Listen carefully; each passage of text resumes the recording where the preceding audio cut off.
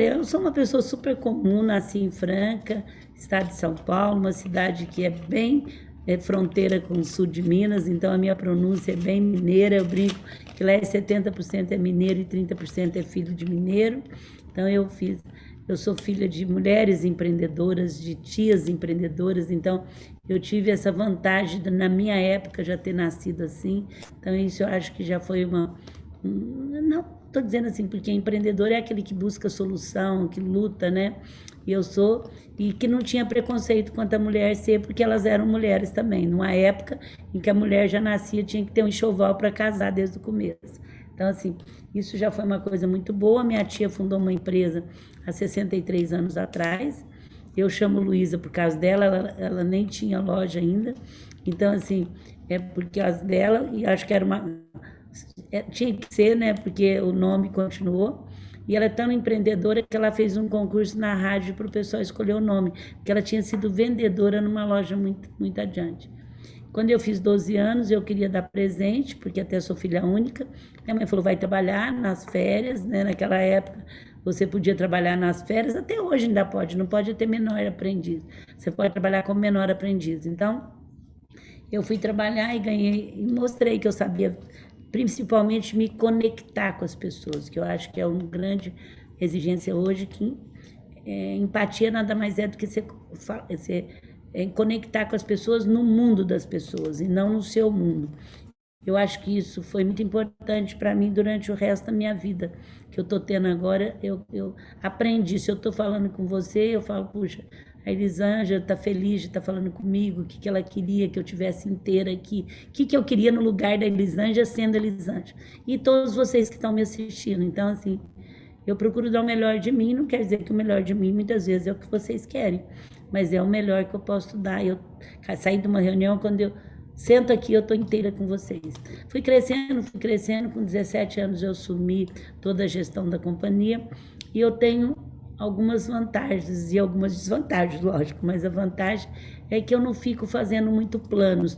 Eu tenho muito espírito do startup, eu tenho muito espírito desse digital, porque o digital é uma cultura, ele não é uma plataforma, ele não é um site. Assim como tinha a reengenharia, tantas gestões que nós vimos, você menos, mas eu vi bastante, quem está nos assistindo já viu quantos ciclos, que estava na moda isso, estava na moda aquilo. Não, a digital é uma cultura. O que é essa cultura? Do fazer acontecer, do é para já, de não ter medo de errar, e eu nasci nisso. Então, a minha filha ainda brinca assim, a minha mãe tudo é para já. Se você der uma ideia para ela, você sai com serviço, porque ela fala, põe na ação e vem discutir comigo. Esses 20 anos que eu passei em contato com o cliente, na ponta, me ajudou muito partir da ponta para a ação, e não partir do escritório para a ação. E startup é isso, é sempre ver o processo pelo lado lá da ponta, até porque o digital hoje, num clique você muda e você tira a opinião de quem está na ponta. Então é mais ou menos isso aí. Eu passei por vários setores, não estagiando, trabalhando. Naquela época não tinha esse programa de estágio, e eu era de direito, de fato, eu era diretora comercial, eu era muita coisa, tinha um conselho pequeno da família que eu prestava conta.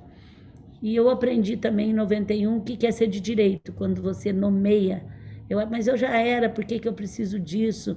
Uma pessoa me falou, você vai aprender o que é de direito, o que é de fato. Nunca mais eu esqueci. Quando você é de direito e passa a ser de fato, porque eu já comprava computador, eu já alugava as coisas, eu já fazia muita coisa, muda totalmente. Você muda a sua cabeça, você muda a relação com as pessoas, mas também você muda a sua solidão. Você fica muito você, tendo que comandar, e aí foi onde eu criei vários mecanismos para que isso não acontecesse. Bom, é mais ou menos isso. Hoje o Magazine, eu sou muito movida a propósito. O propósito é minha espinha dorsal, mesmo quando ninguém falava em propósito, quando o propósito não dava lucro, pelo contrário, achava que era coisa de mulher cafona do interior, ainda mais que eu falo porta, portão. E uma das coisas que me ajudou é não abrir mão do propósito, é ter pessoas e o lucro no centro. Muitas vezes eu abri mão do lucro para não abrir mão do propósito.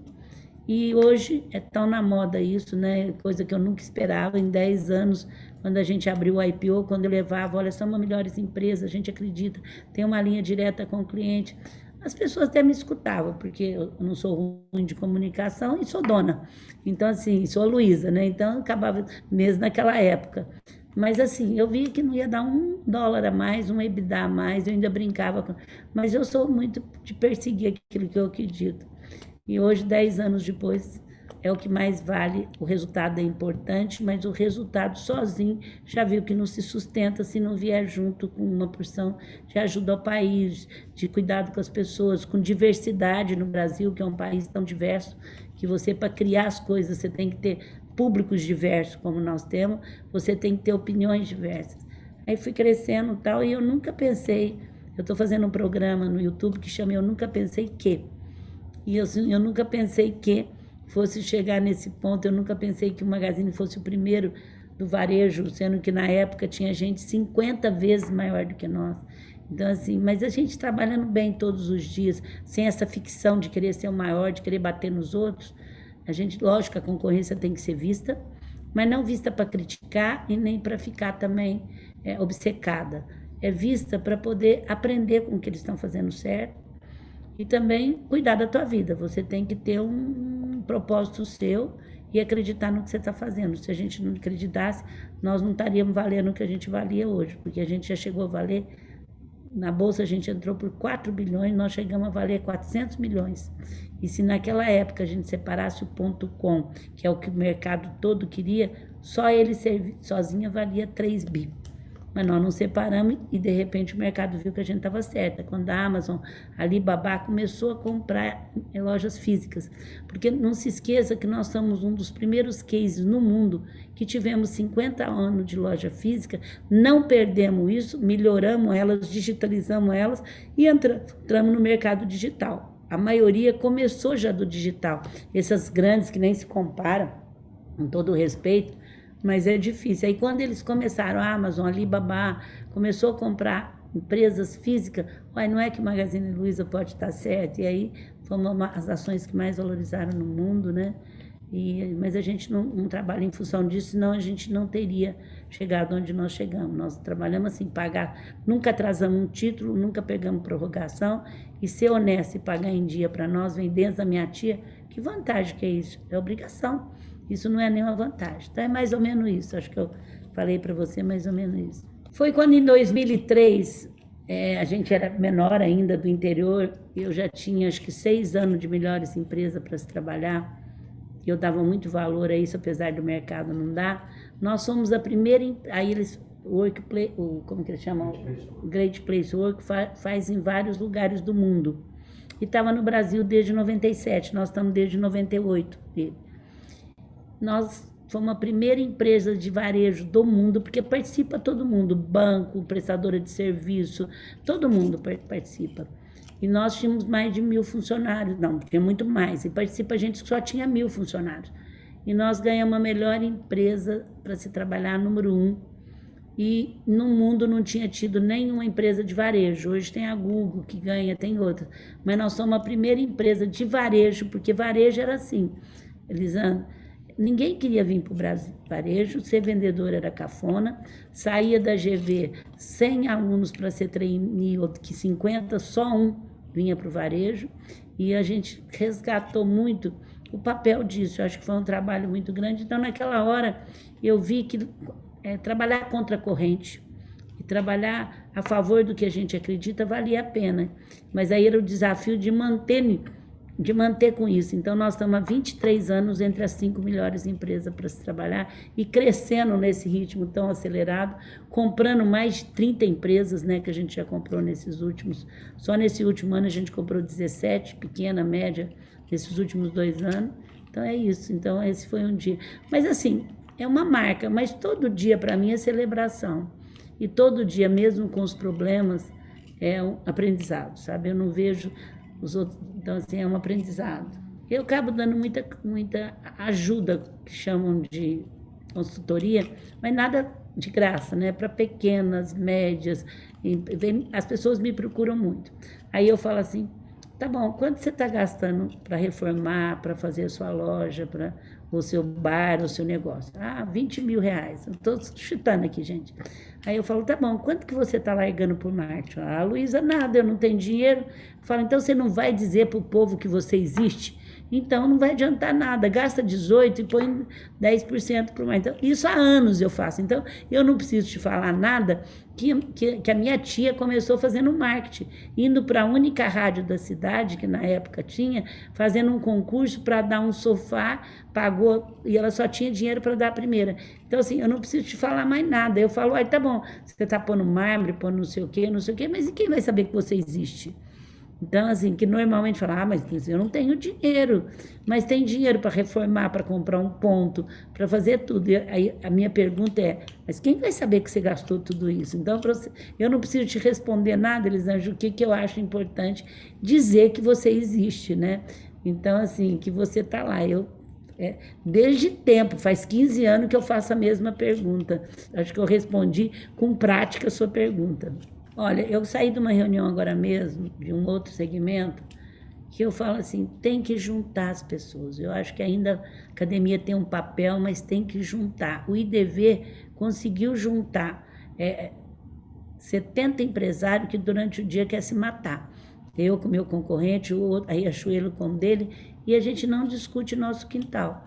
E o IDV é muito, porque a gente juntou num só lugar, a gente não sabia nem que a gente era o maior empregador depois do governo. Então eu vejo com muitos bons olhos e trabalho sempre para cada vez vocês juntarem todos esses barcos que estão caminhando na mesma direção, para que a gente possa atravessar junto.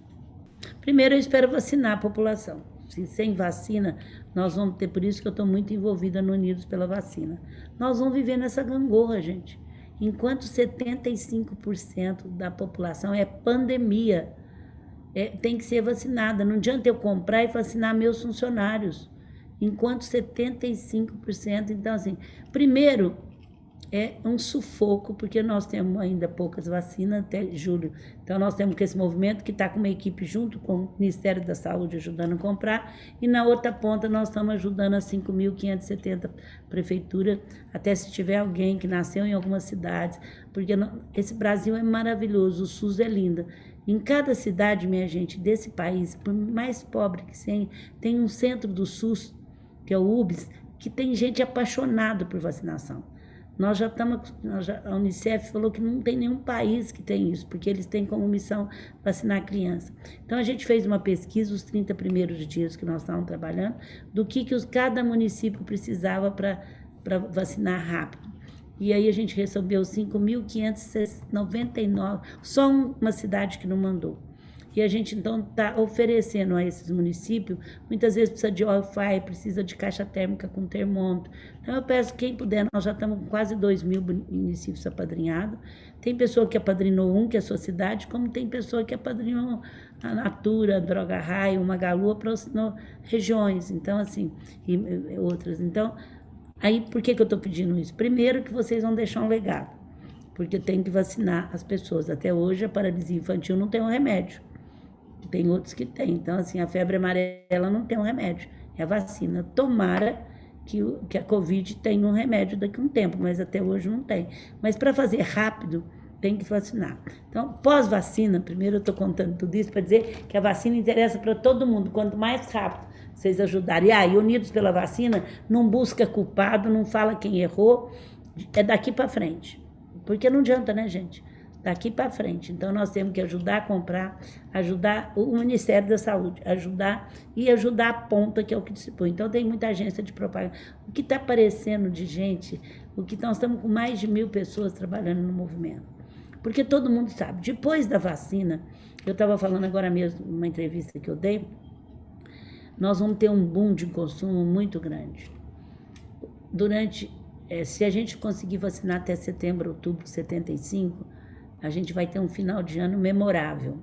E o ano que vem também. O que me preocupa é essa euforia e a gente não criar medidas sustentáveis, eu estou falando para o ano que vem. Para 23, 24, a gente continua. Então, nós temos que fazer duas coisas.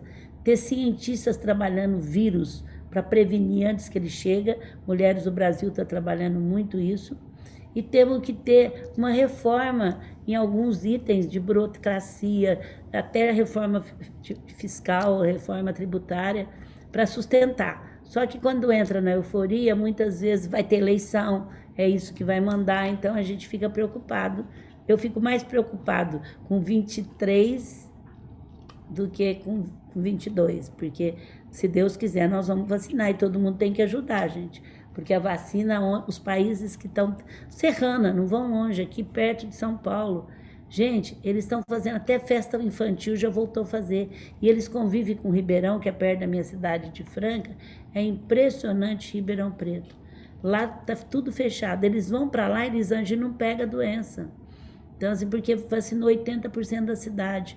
Então, assim, nós precisamos lutar pela vacina. Pós-vacina, eu garanto a vocês que nós vamos ter 3 ou 1 mês ou 2 meses muito legal após a vacina de 75, 80. Não pensa vocês que empresário comprando vacina e vai resolver. Temos que lutar para vacinar a população. É pandemia. Vamos ter um ano e um ano que vem muito bom. As pessoas estão... Eu estava agora mesmo com turismo, estão querendo viajar. E aí depois nós vamos ter que ter juízo. E o Grupo Mulheres do Brasil, ao qual eu convido todos vocês a entrar, é o maior grupo superpartidário do Brasil. Nós temos mais de 90 mil mulheres em todo o Brasil, fora do Brasil, que trabalham uma só.